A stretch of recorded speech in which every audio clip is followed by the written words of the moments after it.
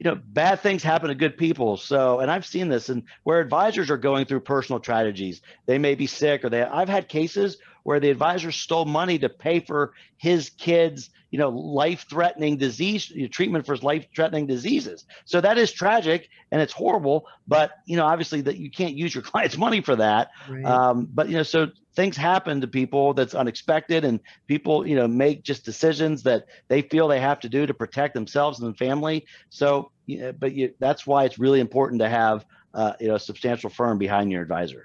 Okay. Now, with all of that background, there are going to be some people that are going to say, well, forget it. I'm just not going to hire an advisor. I'll do it myself. There's no way I can give that level of trust to someone with my life savings. And so perhaps that person might try to DIY.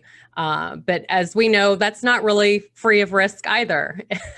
Well, so I think the best example I can give to your listeners is, I am a lawyer that sues advisors for a living, and I have a financial advisor. So that tells you how important I believe it is. It is true, particularly now with technology. You can go online to a Fidelity or TD or whatever and put your money and invest it.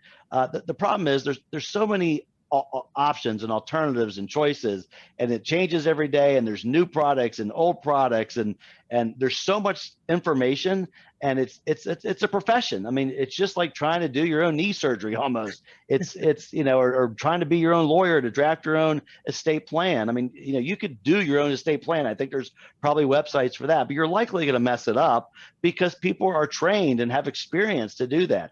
I also think that, in my opinion, that having a financial advisor is way more than just allocating stocks and bonds. As you approach retirement, there's just a lot going on. You do this for a living. You've got healthcare issues, you've got travel and children and relatives, and then your future and your spending.